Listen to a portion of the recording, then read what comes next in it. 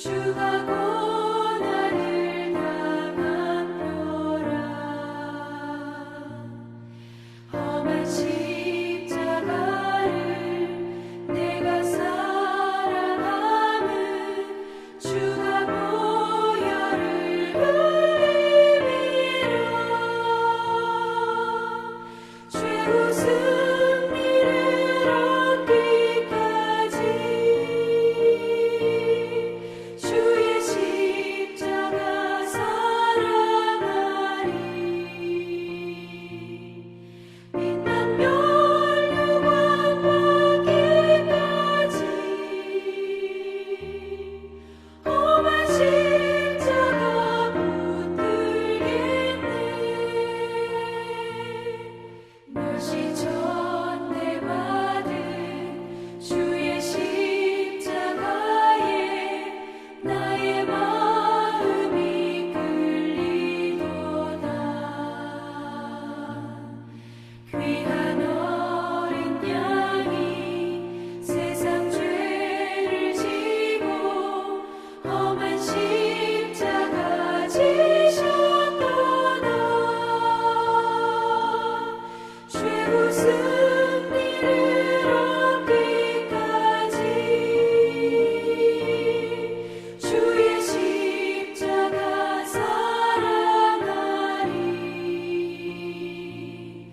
빛난 면류관 받기까지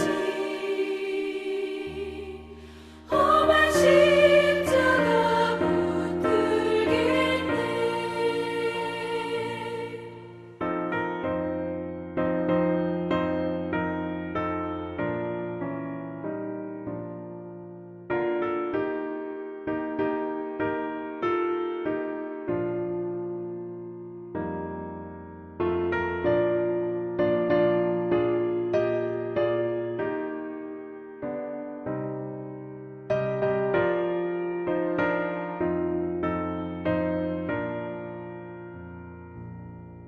험한 십자가에 주가 흘린 피를 믿는 마음으로 바라보니 나를 용서하고 내 죄 사하시려 주가 흘리신 보혈이라. 최후 승리를 얻기까지 주의 십자가 사랑하리. 빛난 면류관 받기까지 험한 십자가 붙들겠네. 주님 예비하신 나의 보양집에 나를 부르실 그날에는 영광 중에 계신 우리 주와 함께 내가 죽도록 충성하리. 최후 승리를 얻기까지 주의 십자가 사랑하리. 빛난 면류관 받기까지 험한 십자가 붙들겠네.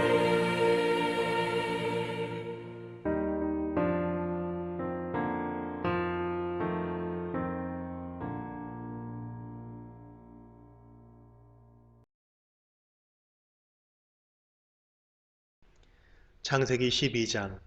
여호와께서 아브람에게 이르시되 너는 너의 고향과 친척과 아버지의 집을 떠나 내가 네게 보여줄 땅으로 가라. 내가 너로 큰 민족을 이루고 네게 복을 주어 네 이름을 창대하게 하리니 너는 복이 될지라. 아브람이 여호와를 믿으니 여호와께서 이를 그의 의로 여기시고 믿음으로 아브라함은 부르심을 받았을 때에 순종하여 장래의 유업으로 받을 땅에 나아갈새 갈 바를 알지 못하고 나아갔으며 성도 여러분, 지난 한 주간 주 안에서 평안하셨습니까? 저는 김영수 목사입니다. 이번 주에 보니까 아슬아슬하게나마 한국도 그렇고 또 태국도 그렇고 조금씩 위기를 넘기고 있다 하는 그런 생각이 듭니다. 이번 어려움을 겪으면서 저는 우리에게 닥친 모든 어려움을 온전하게 극복하는 길은 오직 믿음과 순종뿐이구나, 그런 생각을 더욱 하게 되었습니다. 그래서 오늘 믿음과 순종이라는 제목으로 말씀을 선포하고자 합니다. 세상에 문제가 참 많아요. 근데 세상에 벌어지는 모든 문제는 바로 믿음의 문제다, 우리 그렇게 말할 수 있습니다. 내 앞에 다가온 문제에 얽매여가서 헤어나지 못하고 쩔쩔매는 것은 바로 믿음이 없기 때문입니다. 하나님은요, 히브리서 11장 1절을 통해서요, 믿음은 바라는 것들의 실상이요 보이지 않는 것들의 증거다, 뭐 이렇게 말씀하셨죠. 뭐 쉽게 한마디로 말하자면 믿음은 팩트다, 뭐 그렇게 말씀하시는 거죠. 뭐 더 쉽게 표현하자면 뭐 믿음만 있으면 만사 형통이다, 뭐 그렇게 해석해도 될 것 같아요. 그런데 믿음이 있다면요, 믿음이 있다는 증거가 있어야 돼요. 네, 믿음의 증거는요 순종이에요. 그럼 순종이란 뭐냐? 뭐 글자 그대로 뭐 말을 잘 듣는 거죠. 네. 그런데 순종은요, 내 앞에 받아들이기 어려운 현실을요 그냥 평정심을 잃지 않고 받아들이는 거예요. 그냥 받아들인다. 좀 구체적으로 설명하면 이런 것이죠. 왜 원망할 일이 닥치지 않습니까? 뭐 그래도 원망하지 않는 거예요. 불평불만할 일이 다가오죠. 뭐 그래도 불평불만하지 않는 겁니다. 두려워할 만한 일 참 많이 있죠. 그래도 두려워하지 않는 겁니다. 이게 순종이에요.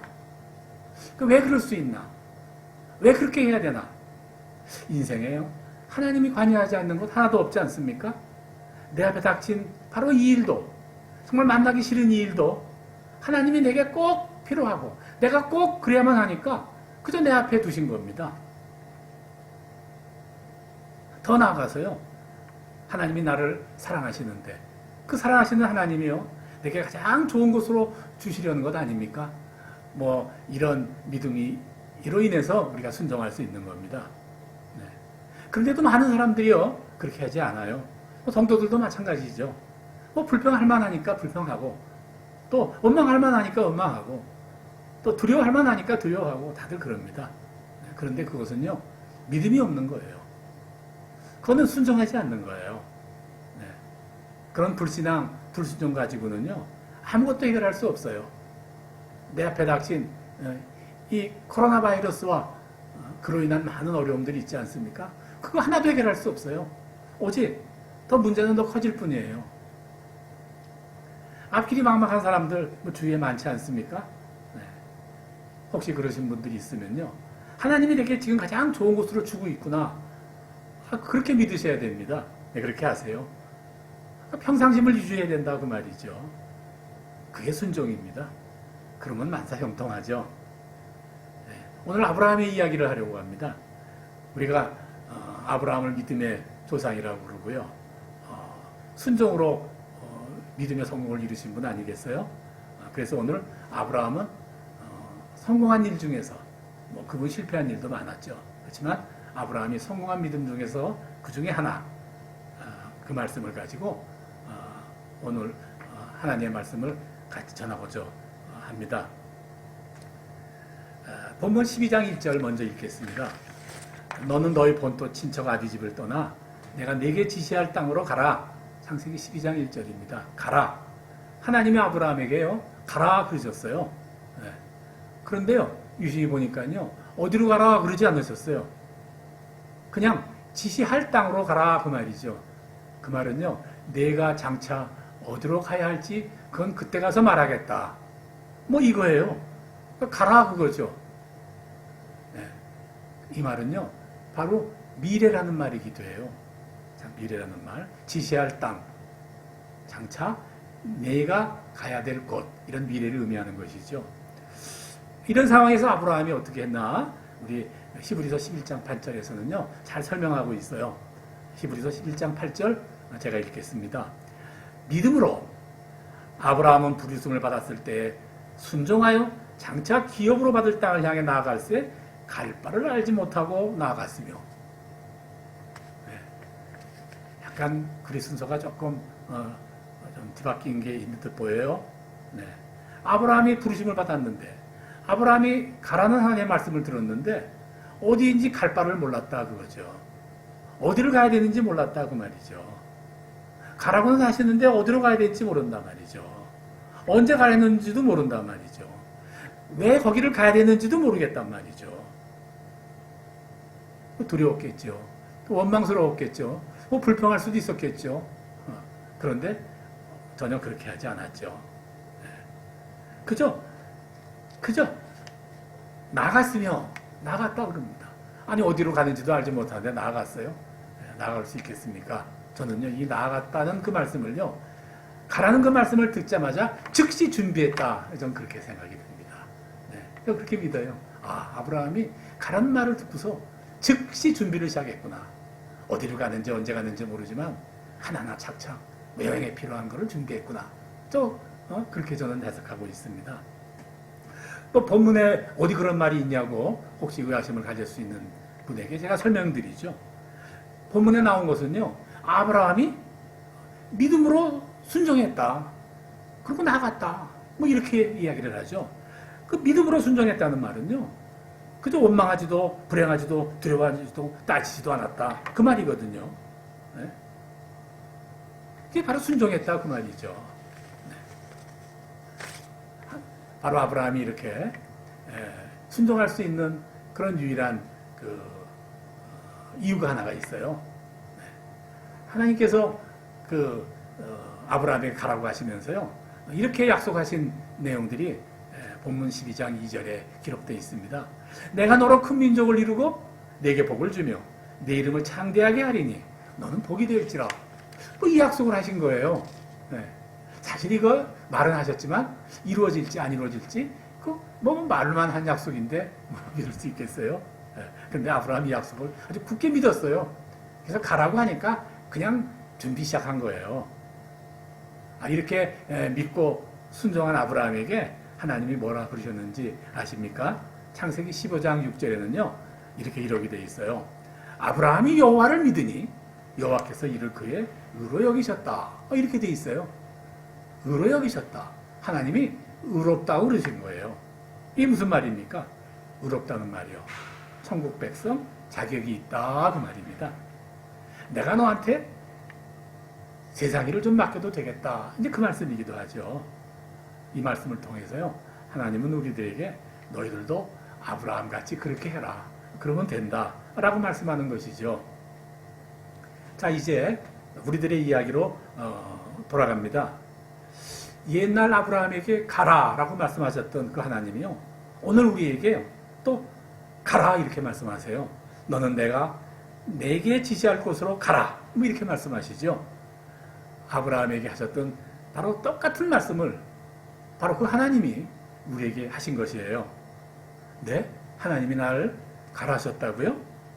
나 그런 말 못 들었는데요. 아니죠. 우리 모두 다 들었습니다. 오늘 하루도 생명을 우리에게 주셨죠. 그게 바로 증거입니다. 하나님이 바로 하루 더 생명을 연장시켜 준 것이요, 우리에게 가라고 말씀하신 증거다 그 말이죠. 만일 하나님이 가라고 하시지 않고 이제 여기서 그만 그러셨다면요, 그 사람은 오늘 이 자리에 올 수가 없죠. 다른 세상으로 갔지 않겠습니까? 네. 근데 하나님이 어디를 가라고 그럽니까? 가나안 땅으로 가라고 그러는 건 아니죠. 바로 미래로 가라고 그러신 겁니다. 네. 우리에게 미래로 가라 그러셔요. 또 궁금해집니다. 그러면 그 미래에는 무슨 일이 있는데요? 무엇을 준비해야 되는데요? 네, 그런 거 묻지 말아야 되죠. 지난날 아브라함을 보면요, 갈 바를 알지 못했어요. 네. 그런데 묻지 않았어요. 네. 궁금해하지 않았어요. 그냥 믿음으로 순종하여 나갔다. 그랬거든요. 네. 우리도 그래야 돼요. 하나님도 우리에게 그렇게 하라고 하시는 겁니다. 그런데요, 사실 하나님이 가라고 하시는 그 미래 있죠. 그 미래가 사실 이 시대에는 그렇게 녹록지가 않아요. 우리가 다 감당하고 있지만 코로나 바이러스라는 폐연 때문에 뭐 세상의 질서가 뭐 뒤죽박죽 되었지 않겠습니까? 네. 뭐 오늘 아침 뉴스를 보니까요, 뭐 보사부 장관이라는 사람이 뭐 당분간 해외여행 못 갈 것 같다. 뭐 이런 말을 했더라고요. 글쎄, 적절한 말일까 하는 생각이 드네요. 뭐 또 사실이 그렇고 그렇다 할지라도 뭐 그렇게 얘기하는 것은 참 합당하지 않다. 좀 그런 생각이 들었는데, 여하간에 말이죠. 일찍이 겪어보지 못한 우리가 어려움을 지금 겪고 있지 않습니까? 그런데요, 전문가들이 뭐라고 하냐면요, 이건 시작이라 그래요. 장차 우리가 맞닥뜨릴 미래의 삶은요, 우리가 이제껏 살아온 것과는 전혀 다른 세상일 것이다. 이렇게 말하죠. 그걸 문명교책이다 그런다고 제가 말씀드린 적이 있죠. 네. 그게 어떤 세대냐 하니까요, 대표적으로 한마디로 정의해보라 그랬더니 한마디로 비대면의 시대에 그래요. 비대면, 서로 얼굴 안 보는 거예요. 뭐 이거 다 알고 있죠. 서로 얼굴 안 볼 일이 많이 생길 거라는 거. 네. 그 우리나라 정부도 이제 비대면 의료라든가요, 또 온라인 교육 서비스 뭐 이런 거 준비하고 있다고요. 며칠 전에 그 기획재정부 차관이 어느 공식 자리에서 제가 했다는 뉴스 제가 본 적이 있어요. 또 요새 몇몇 개 종합대학들이요, 뭐 어쩔 수 없이 온라인 교육 강의를 시작했는데요. 놀랍게도 학생들의 반응이요, 압도적으로 긍정적이라고 그래요. 압도적으로 긍정적. 이거 압도적으로 긍정적이면요, 다시 되돌리기 그렇게 쉽지 않을 겁니다. 뭐 여기까지는 뭐 괜찮아요. 그런데 문제가 있어요. 미래에 대한 암울한 전망이 막 줄을 잇고 있더라고요. 뭐 그렇게 말하는 분들 이야기를 가만히 듣고 있으면요, 이제 미래는 어둡고 고통스럽고 소망도 없는 그런 시대일 것 같아요. 뭐 비대면의 시대는 사실 조용히 시작되고 있지 않아요? 제가 얼마 전에 커피숍에 가서 봤는데요, 한 데이트하는 남녀가 와서 앉아서 차를 시켜놓더니 뭐 이야기는 안 하고 그냥 전부 스마트폰만 보고 있다가 한참 있다가 그냥 다 마시고 나가더라고요. 저 그냥 한참 봤어요. 저분이 왜 우리를 보고 있나 아마 그랬을 거예요. 참 이상하더라고요. 무슨 데이트를 저렇게 하나. 제가 이름 하나 붙였어요. 비대면 데이트. 네. 그런데요, 단언컨대 다가올 미래가요, 암울하거나 어둡거나 칙칙하거나 그런 시대 아닙니다. 절대 그렇지 않습니다. 미래는요, 그렇게 단정적으로 말할 시대가 아니에요. 네. 무엇보다도 먼저요, 미래를 결정을 누가 하시냐 하면 하나님이 하시죠. 오직 하나님만이 미래의 삶을 결정할 수가 있는 일인데, 뭐 피조물인 사람들이 이렇다 저렇다 뭐 이렇게 말할 수는 없는 것이죠. 성경은 잠언 20장 24절에서요, 사람의 걸음은 여호와로 말미암나니 사람이 어찌 자기 길을 알 수 있으랴, 이렇게 말씀하셨어요. 네. 우리 앞길 몰라요. 내일 무슨 일이 벌어질지 몰라요. 근데 미래 전체의 삶이 어떻게 될 것이라고 우리가 단정할 수는 없어요, 사실. 실제 지나간 역사를 보면요, 역사가들의 예측은 다 틀렸어요. 뭐 그 경향은 비슷하게 맞춘 경우가 아주 드물게 있는 것을 제가 봤습니다. 뭐 예를 좀 들어드리면 산업혁명이라는 거 잘 아시죠? 이제 뚜렷한 변화가요, 마차가 끌던 사람이 끌던 마차를요, 이제 기차나 자동차에 기름이 끼게 되었다는 거예요. 네. 증기죠, 증기. 기름이 안 나왔을 테니까. 전문가라는 사람들이 장차 대재앙이 일어난다고 막 소란을 떨었어요. 그 당시 기록을 보면요, 아주 대단해요. 꼭 세상에 끝이 올 것 같아요. 그런데 산업혁명으로 문명이 교체된 것은 뭐 틀림없지만, 뭐 재앙이 벌어졌습니까? 우리 삶이 망가졌습니까? 아니죠. 더 많은 일자리, 더 좋은 일자리가 무수히 생겼고, 그로 인해 사람들의 삶은 더 풍성해졌죠. 하나 더 예를 들면 2차 세계대전 그래요. 많은 사람들이 죽었고 많은 건물들이 부서졌죠. 산업시설이 다 파괴되었죠. 그래서요, 너무나 큰 피해 때문에 사람들은 오랫동안 인류는 이 어려움에서 헤어나지 못할 것이라는 그런 생각들이 뭐 주류를 이뤘어요. 그런데 어떻게 됐어요? 아주 단기간에 극복했지 않습니까? 그리고 지금은 인류가 일찍이 경험하지 못한 그런 번영을 누리고 있어요. 저는 지금요, 전문가들이 곧 다가올 미래, 비대면의 시대라나요? 그런 시대에 다가올 미래를 예측하는 전문가들의 이야기 전혀 믿지 않는다는 걸 말씀드리는 거예요. 특히 그 예측이요, 암울하다거나 뭐 우울한 것이라면요, 더 믿지를 않아요. 우리 모두가 가야 될 미래는 뭐 만화에서, 영화에서나 볼 수 있듯이 그렇게 우주복 입고 살아야 될지도 모르고요. 또 인조인간을 우리가 하던 일에 다 투입해서 그렇게 살아가는 세상일 수도 있어요. 또 지금은 상상하지도 못하는 일들이 뭐 질비한 그런 세상일 수 있어요. 상상할 수도 없는 일이 질비하게 벌어지는 미래가 앞에 있다고 해서 뭐 기괴한 이 일이라고 말하는 것은 아닙니다. 저는요, 불과 얼마 전까지만 해도요, 스마트폰이라는 존재를 상상도 못했어요. 또 한국은 물론이고 미국, 유럽 뭐 이런 나라더라고요. 무료로 국제통화를 하리라고는 상상도 못했어요. 시내버스를 타는데요, 카드만 이렇게 되면은 그냥 다 탈 수 있는 거 저희가 상상도 못했어요. 이런 상상도 못할 일이요, 뭐 오래 걸린 일 아니에요. 불과 10년 남짓 걸린 일들이에요. 그러니 뭐 장차 어떻게 했느냐, 뭐 그런 상상은 할 수 있는 거죠. 네. 그런데 문제는요, 이런 상상도 못한 일이 생겼기 때문에 우리 삶이 엉망이 되었나요? 아니죠. 그렇지 않다는 건 분명해요. 준비하지 못한 저는 좀 불편하긴 하더라고요. 스마트폰 시대가 돌아왔을 때 뭐 이거 없어도 산다 싶어서 준비 안 해놨더니요, 제가 아주 뒤떨어진 삶을 살고 있어요. 자, 분명한 것은 우리가 갈 미래라는 곳은 어두운 곳이 아니에요. 모두들 당황해 하고 비참하게 할 그런 세상이 분명히 아닙니다. 지금보다 훨씬 아름다울 거예요. 지금보다 훨씬 행복한 세상일 거예요.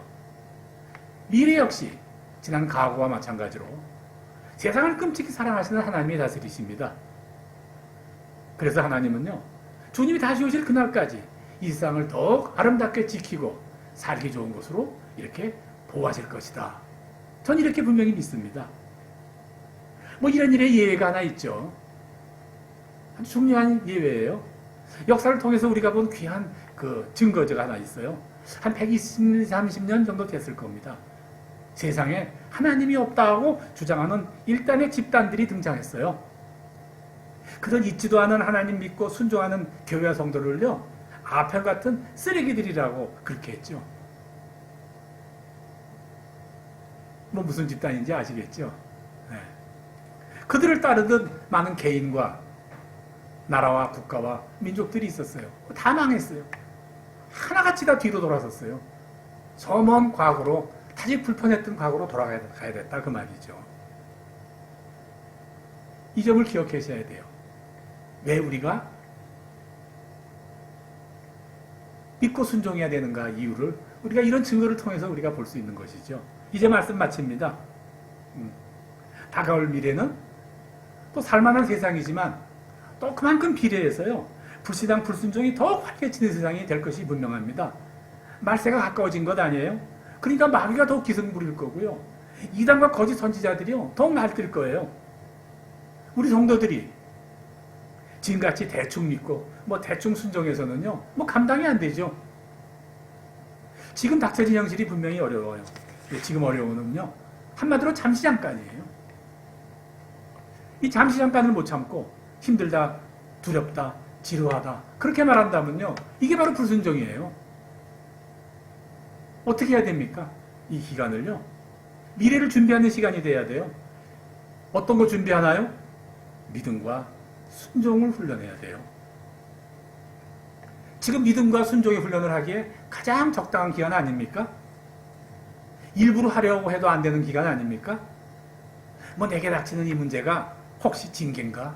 경고인가? 시험인가? 뭐 훈련인가? 뭐 그거 따지고 있지 마세요. 의미 없는 일이고요. 과정도 똑같고 결과도 똑같아요. 또 구별도 안 돼요. 그저 하나님의 약속을 믿고 잠잠히 참아 순종하여 승리하는 그런 훈련하세요. 그러면 다가온 미래가 반드시 그렇게 될 것입니다. 하나님의 놀라운 사랑과 은혜가 모든 성도들에게 함께 하시기를 바랍니다. 네, 기도하겠습니다. 하나님 아버지, 이 백성들을 붙잡아 주시옵소서. 믿음으로 순종하여 이기게 하옵소서. 섭리하시는 하나님을 보게 하여 주옵소서. 예수님 이름으로 기도드립니다. 아멘.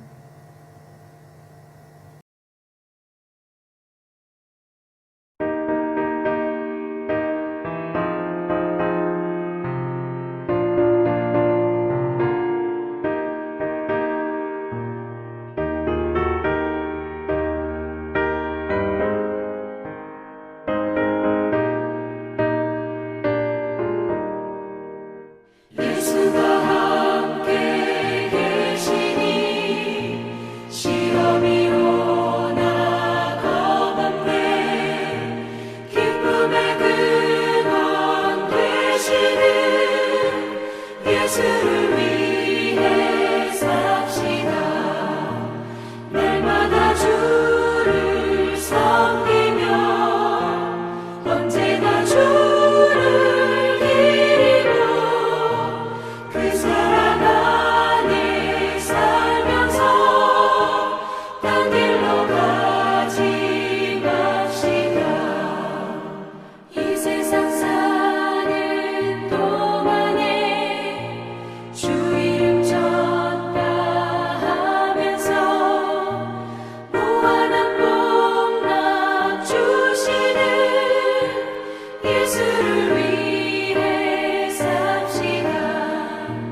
날마다 주를 섬기며 언제나 주를 기리고 그 사랑 안에 살면서 딴 길로 가지 맙시다.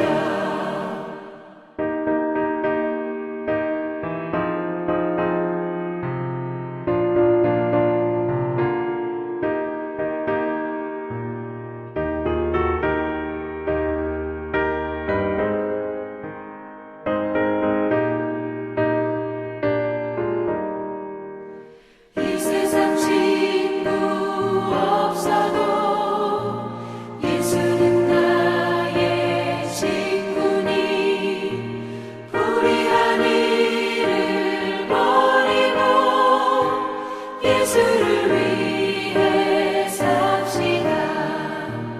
날마다 주를 섬기며 언제나 주를 기리고 그 사랑 안에 살면서 딴 길로 가지 맙시다. 주께서 심판하실 때 잘했다 칭찬하리니 이러한 상급 받도록 예수를 위해 삽시다. 날마다 주를 섬기며 언제나 주를 기리고 그 사랑 안에 살면서 딴 길로 가지 맙시다.